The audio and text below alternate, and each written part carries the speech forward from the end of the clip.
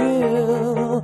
It's a new dawn, it's a new day, it's a new life for me, and I'm feeling good.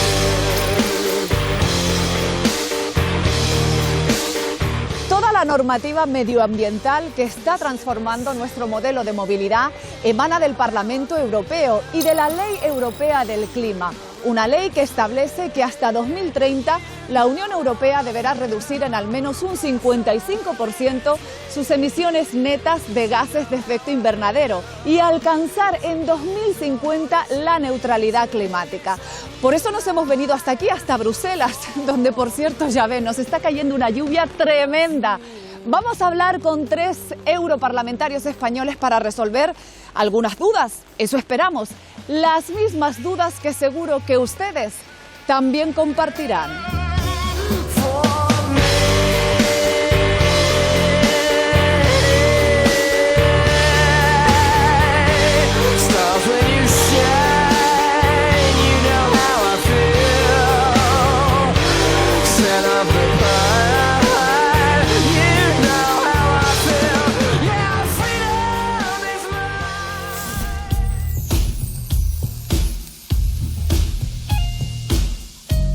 Aunque antes de llegar a Bruselas haremos un pequeño transbordo en un lugar con una meteorología más agradable, pero en el que queremos cumplir el mismo objetivo, resolver algunas de sus dudas.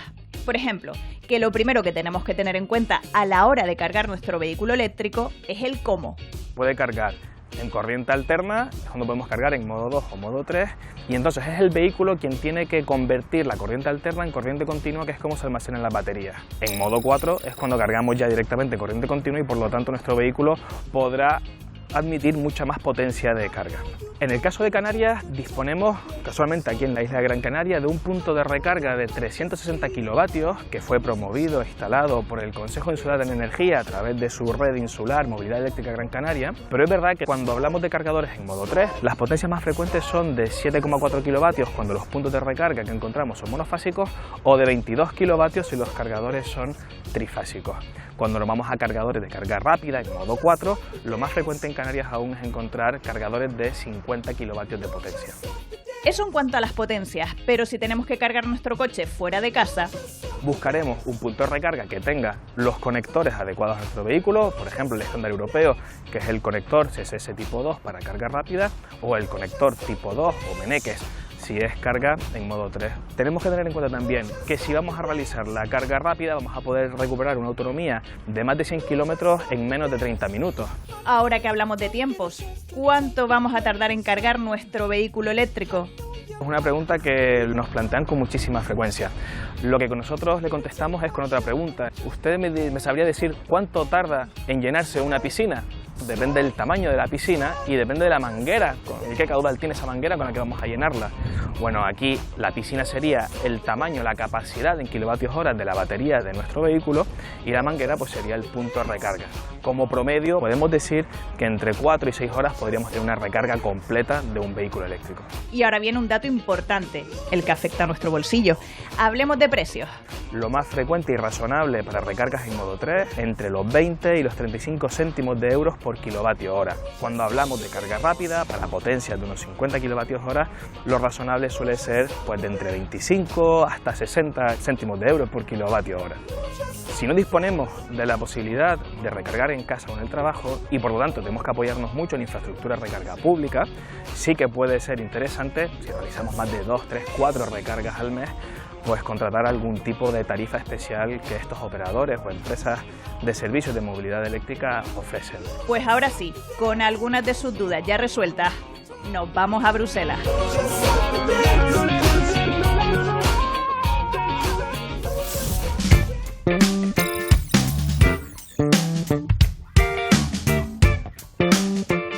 Daniel Callejas fue director general de Medio Ambiente de la Comisión Europea antes de ocupar su cargo actual como director del Servicio Jurídico. Medio ambiente y marco regulatorio van de la mano en este proceso de transición energética al que tendrá que adaptarse un territorio tan dispar y con tantas diferencias como el europeo.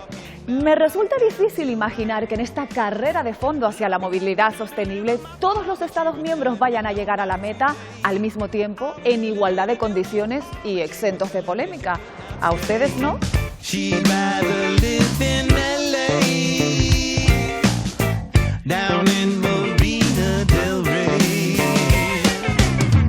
I love her, I need her, can't stop until I... Daniel, bueno, estoy verdaderamente sorprendida por el lugar en el que estamos. Cuéntame, ¿dónde estamos? Esta es la sala donde se reúne el Colegio de Comisarios. Estamos en el edificio Berlaymont, que es el edificio emblemático, bajo forma de aspa, que se encuentra en el centro de Bruselas. Y aquí tienen lugar las reuniones de la Comisión Europea, que, como sabes muy bien, es el Ejecutivo Comunitario. Son los 27 comisarios, presididos por Ursula von der Leyen, y aquí se toman las decisiones que afectan a tantos millones de europeos. Daniel, tú has sido director general de la Comisión de Medio Ambiente antes de ocupar tu puesto actual. Eres director general del Servicio Jurídico. ¿Es el transporte y la movilidad sostenible uno de los principales retos de la Unión Europea?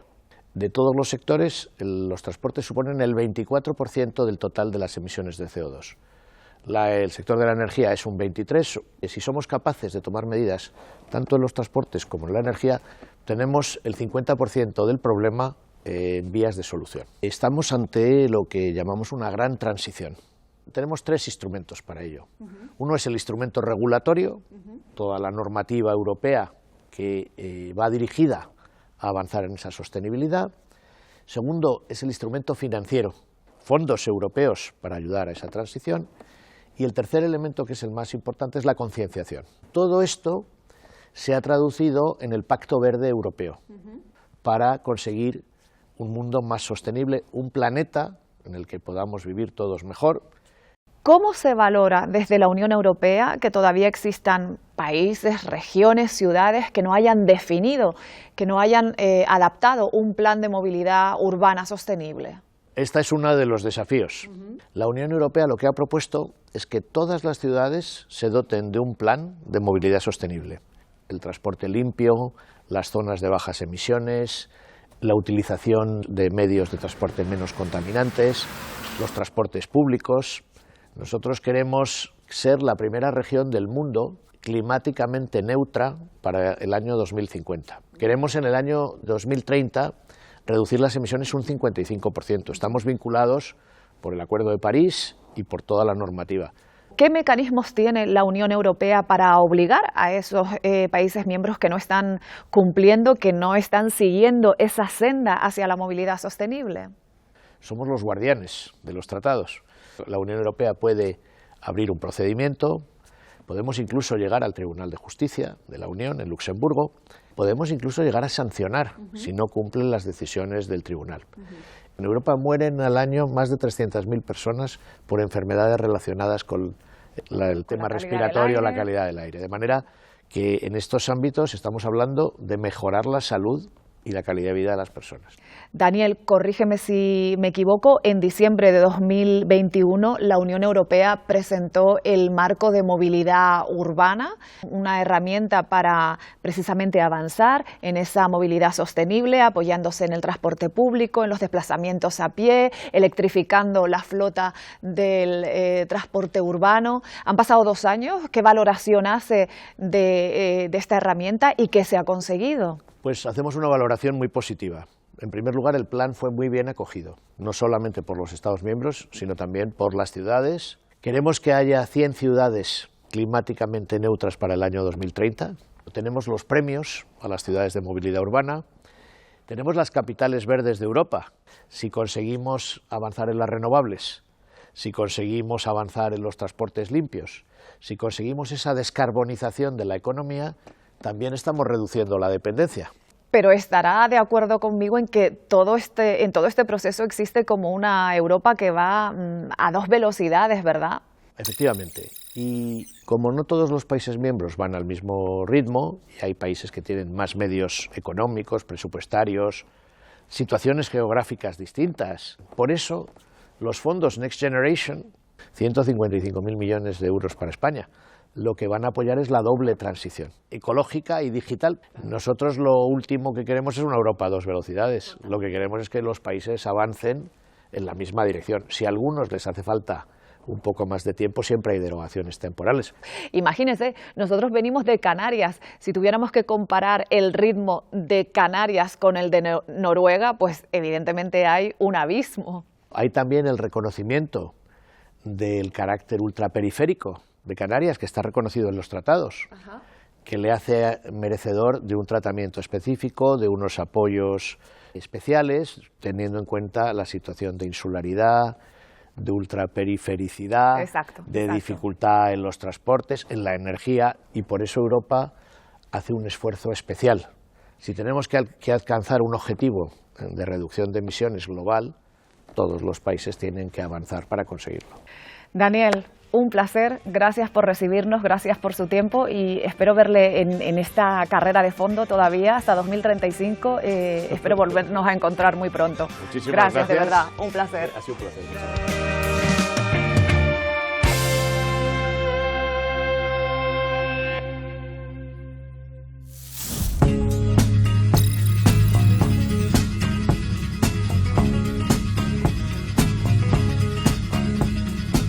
Hoy vamos a entrevistar a Pablo Arias, miembro de la Comisión de Transporte y Turismo del Parlamento Europeo. Una comisión que de algún modo marca los hitos de los cambios que nos van a llevar a la descarbonización del transporte. Con él vamos a hablar de digitalización, de electrificación y también del transporte aéreo y marítimo. Estos dos últimos son cruciales para la conexión de un territorio ultraperiférico como el Canario. Eyes of emerald green. Your smile is like a breath of spring. Your voice is soft like summer rain. And I cannot compete with you, Jolene. He talks about you in his sleep. And there's no Pablo, ¿cuál es el papel de la Comisión de Transporte y Turismo dentro del Parlamento Europeo?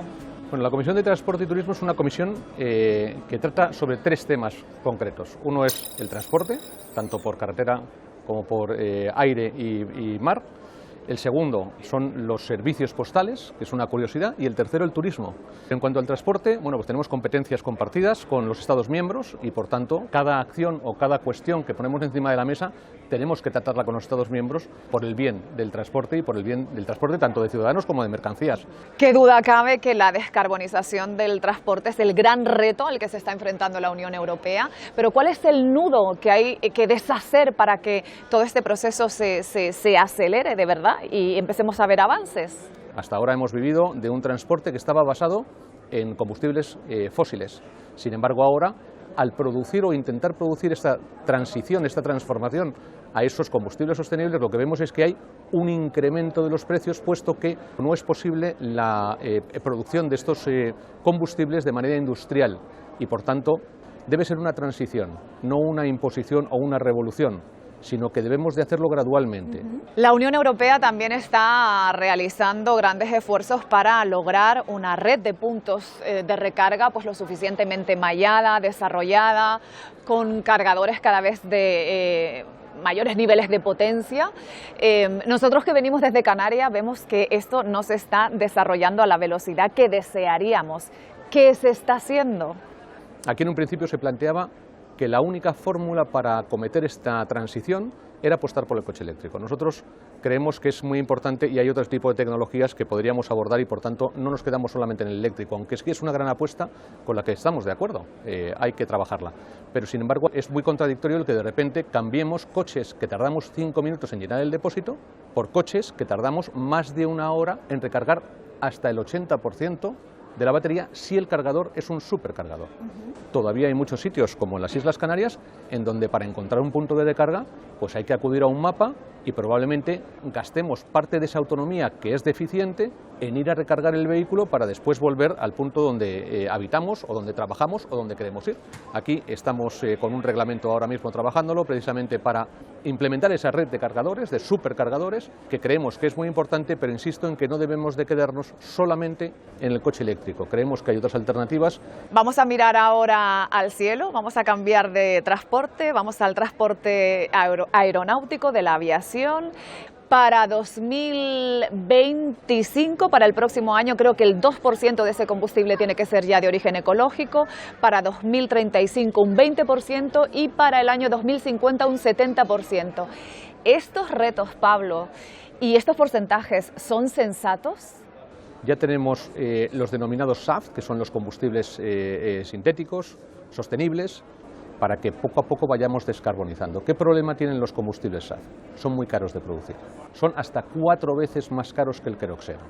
La ventaja que tenemos es que ese combustible SAF ya se puede mezclar con el queroxeno y no hay que cambiar los motores de los aviones y, por tanto, a medida que vayamos mezclando ese SAF que se vaya pudiendo producir con el queroxeno actual, iremos reduciendo emisiones. Y te voy a decir que las regiones ultraperiféricas han quedado excluidas para la utilización de este tipo de combustibles, como consecuencia de su situación y de la distancia que tienen con sus países, y por tanto pues, los aviones que van a las islas no tendrán la obligatoriedad de repostar combustible SAF para ir a la península. ¿Y qué hay del transporte marítimo? ¿Cuál es la hoja de ruta de la Unión Europea? Hay que ver cómo el sector marítimo es capaz de poder asumir ese coste sin que tenga una gran incidencia en los precios tanto del transporte de pasajeros como el transporte de mercancías. Pues dentro de toda esta ecuación y de todo este paquete Fit for 55 que le han llamado y todo que es la descarbonización del 55% con respecto a 1990 para 2030, ¿no? Entonces, todo es una apuesta muy ambiciosa. El sector marítimo tenía que estar también en la ecuación y que poco a poco pues, sean más neutros a la hora de emitir. Y no quiero dejar de preguntarte sobre el hidrógeno, que se presentaba o se presenta como la panacea en todo este proceso de descarbonización, pero el caso es que los avances son todavía demasiado lentos. ¿Cuándo el hidrógeno va a ser una alternativa real? Producir hidrógeno verde no es fácil. ¿El coste que tiene? El coste que tiene, el residuo que provoca y además luego cómo lo transportas y cómo lo almacenas, porque es un gas ligero que es muy volátil y por tanto no es fácil de gestionar. O sea, si nosotros queremos una industria de producción de hidrógeno y vehículos que puedan utilizar el hidrógeno, necesitamos una gran producción, porque el hidrógeno hoy no se produce hidrógeno verde masivamente. Sería fantástico que en un futuro nuestros vehículos, tanto aviones como barcos también, fuesen propulsados por hidrógeno verde producido del agua y con un residuo que sea agua. Y por tanto sería una maravilla y el planeta viviría mucho más limpio, sin ninguna duda. Pablo, el reto, como dices, es ambicioso, queda mucho trabajo por delante, así que estoy segura de que nos volveremos a encontrar para hacer balance de lo que se ha conseguido hasta ahora. Gracias por tu tiempo, Pablo. A ti, muchas gracias. Gracias.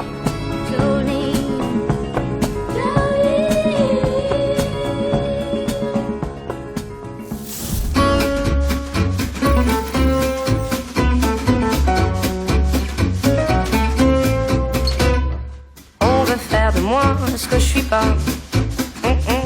Mais je poursuis ma voie, je me perdrai pas, c'est comme ça. Bruselas quiere que en cada rincón de Europa la movilidad del futuro sea una movilidad sostenible, automatizada y conectada. De esto, de inteligencia artificial y de cómo el nuevo modelo de movilidad va a afectar a la industria europea de la automoción, vamos a hablar con Pilar del Castillo. Es miembro de la Comisión de Industria, Energía y Telecomunicaciones del Parlamento Europeo. On ne m'empêchera pas de suivre mon chemin et de croire en mes mains.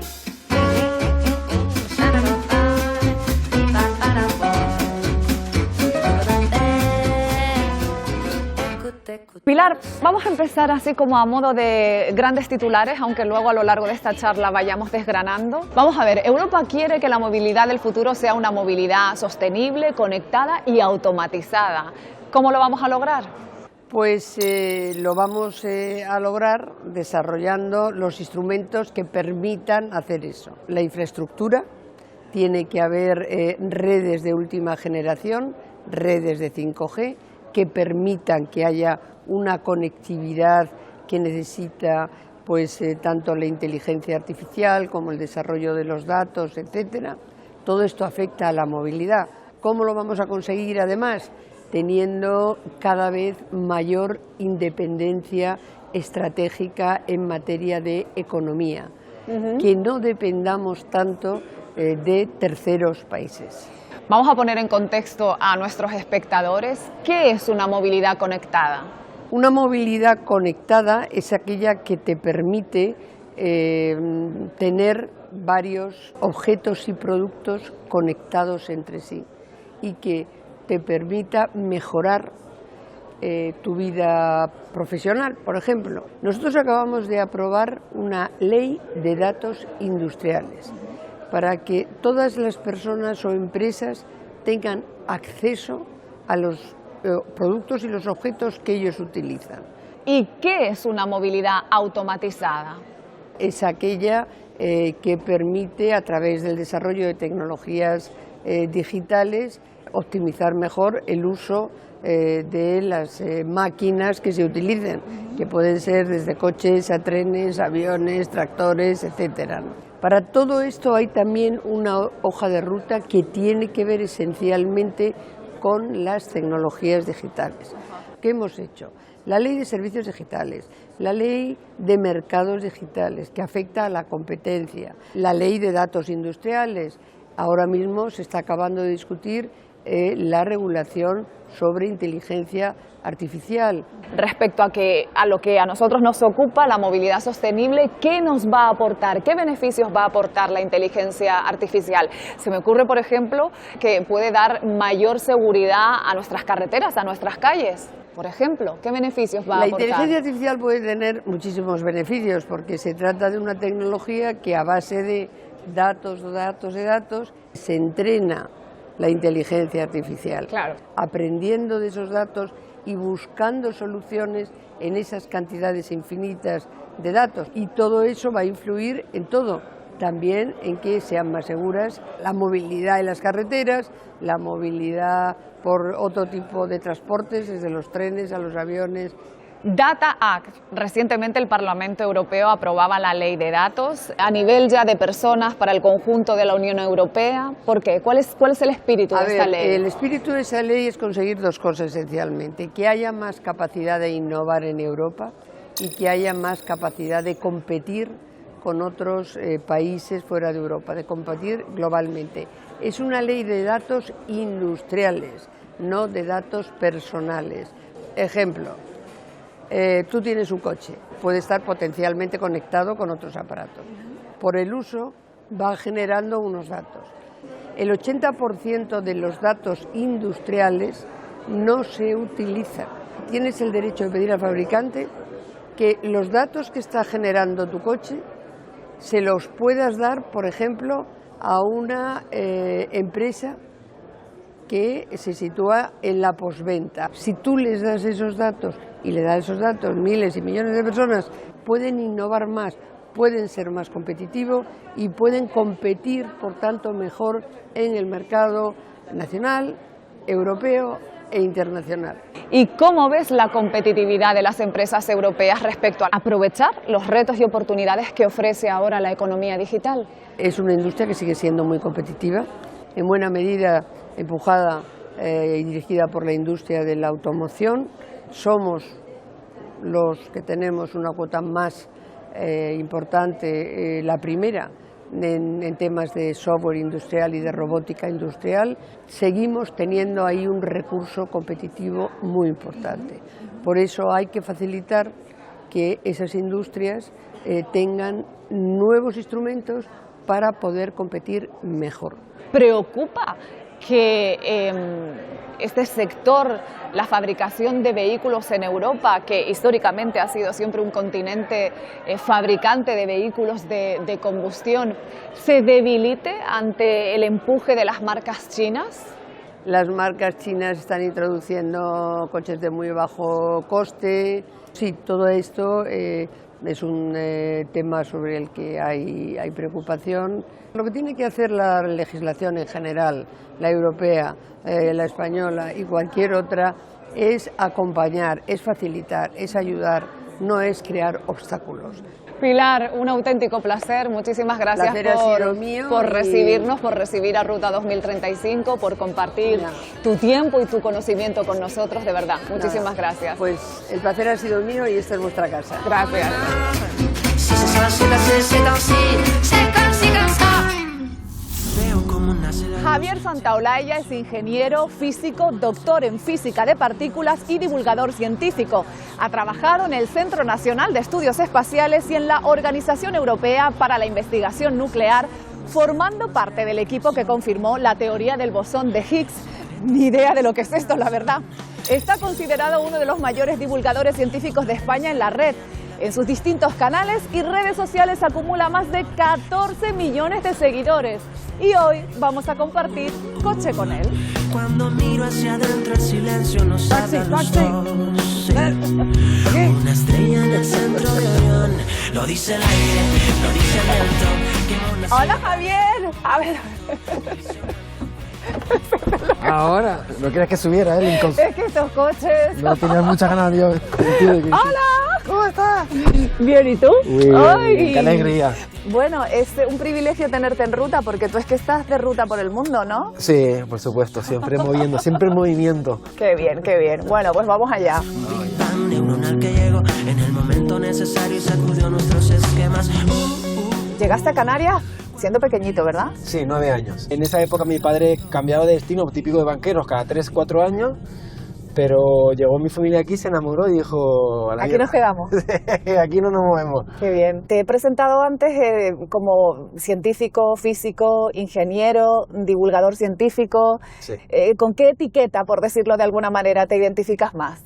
Pues de hecho me gusta no tener etiquetas. Vale. Si tienes que rotularlo pondría pues divulgador científico. Pero mi esencia, o sea, lo que yo creo que es el núcleo de mi profesión y de mi proyecto de vida es ser una persona curiosa que le gusta compartir cosas. ¿Tú de pequeñito ya supiste que querías compartir cosas?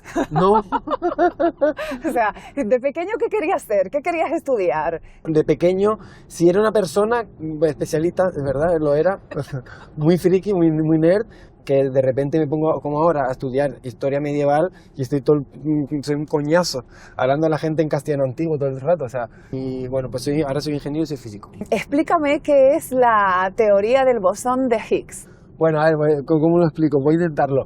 El universo, descubrieron los científicos, funciona como piecitas de Lego, que con piezas de Lego, en función de cómo las juntes, pues formas un castillo, o formas un coche, o formas un cohete. Las cosas que forman todo se llaman partículas. Y dentro de esas partículas, las que hacen que todo se pegue, se les llama bosones. Pero hay una muy importante, que se llama el bosón de Higgs. Ajá. Es como una especie de energía que está en todo el cosmos, que hace que las partículas le cueste atravesar el espacio. Bien. Está intenso, ¿eh? Súper, hemos empezado. Vamos, lo siento por la gente fuerza. de casa. He intentado simplificar. Vale, ¿y esta teoría se descubre cuándo? Tú formas parte del equipo que la confirma. Sí. ¿En qué año? Puedo decir con mucho orgullo que uno de los grandes descubrimientos de la ciencia moderna de los últimos 300 años... ¿Ha sido? Mi nombre está en ese descubrimiento, o sea, y de alguna manera, pues, tengo un pedacito chiquitito de ese premio Nobel. Ajá. Y lo cierto es que esta teoría la desarrolla Peter Higgs. Esto se desarrolla en los años 60, pero no había la capacidad experimental para crear bosones de Higgs. Se hizo un experimento en Suiza, el más grande de la historia, 27 kilómetros de túnel, una máquina para recrear el Big Bang. Y en 2012, después de 3 años operando el laboratorio, después de 3 años de colisiones, apareció ahí el bosón de Higgs. Vaya, vaya. Mi matrícula HGG, que es como Higgs. Así es mi vida. Qué observador. De repente, ¿en qué momento cambia tu vida para que tengas 14 millones de personas siguiendo y teniendo interés en lo que haces? Yo pensé que me seguirían los frikis como yo, que les gusta la física, pero que he descubierto que quien más me para por la calle, gente que no tiene nada que ver con la física y completamente contrario a lo que te podrías imaginar. O sea, no somos 4 frikis. ¿Qué tal ese premio Ágora? ¿Qué sentiste? Pues muy bonito, porque yo tengo un sentimiento de agradecimiento muy intenso por Canarias, porque nos recibieron muy bien a mi familia. Yo pues, lo siento por Burgos, pero no me siento de ahí. Yo me siento canario. No nos están viendo en Burgos. No, o sea, yo creo que todos necesitamos tener raíces, necesitamos conectar con algún espacio. Estamos yendo a un lugar que tiene significado, sí, porque intentamos darle significado a nuestra vida. Estamos yendo al lugar que has elegido tú, ¿eh? Sí. ¿Qué te parece esta transformación del sector de la automoción? ¿Qué te parece que Europa esté, bueno, apostando tanto por una movilidad sostenible? Pues fundamental, yo creo que hay 3 palabras claves para entender este siglo. Una es medio ambiente, otra es energía y otra es feminismo. Y solo en una generación, solo en 20 años, ha cambiado la conciencia planetaria. Me parece increíble. Y desde la automoción, que yo creo que es una de las industrias que más impacto tienen a nivel energético, pues me alegro que estén haciendo las cosas bien. Has querido venir a la playa de Tufia.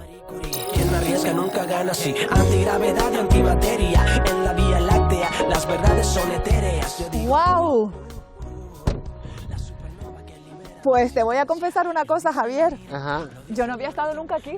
¿Cómo no? De verdad que no. Pues mira, aquí enseñándote rincones nuevos de la isla. Lo he reservado para ti especialmente. Asientos de primera. Primera fila, palco. Me encanta, la verdad es que sí.